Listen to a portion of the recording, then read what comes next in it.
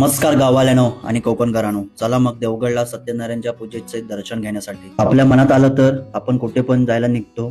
सकाळी 7:30 वाजता निघालो. 2.5 तासाचा प्रवास असल्यामुळे टाइम पण कव्हर करायचा होता, त्यामुळे लवकर निघालो आणि आता येऊन पोहोचलो राजापूर चौकाच्या इथे. ऊन पण प्रचंड लागत होतं. म्हटलं लिंबू सरबत घेऊन कशाला शेक द्यावा. जैतापूर मार्गाने निघालो. आम्हाला वाटले शॉर्टकट असेल, हा तर लॉंग कट झाला. मग काय घातलेला एकामेकाला शिव्या. भुकेने तर पोटात कावळे फुटबॉल खेळत होते. मग काय त्याच्या नावावर 4-5 वडापाव उडवले. तर मग फायनली पाटगाव गावठण वाडीच्या इथे पोहोचलो. येण्याचं कारण म्हणजे चुलत ताईच्या लग्नाची पूजा राहिली होती, ती आता मे महिन्यामध्ये घेतली आहे. मनीम्याव पण मस्तपैकी जेवण करून चांगली झोपली होती. ही अशी जुन्या पद्धतीची खोल कोकणातच बघायला भेटते. देवगड म्हटलं तर पहिलं लक्ष वेधून घेतो तो देवगडचा हापूस आंबा. रत्नागिरीच्या अगोदर देवगडचा आंबा लवकर होतो.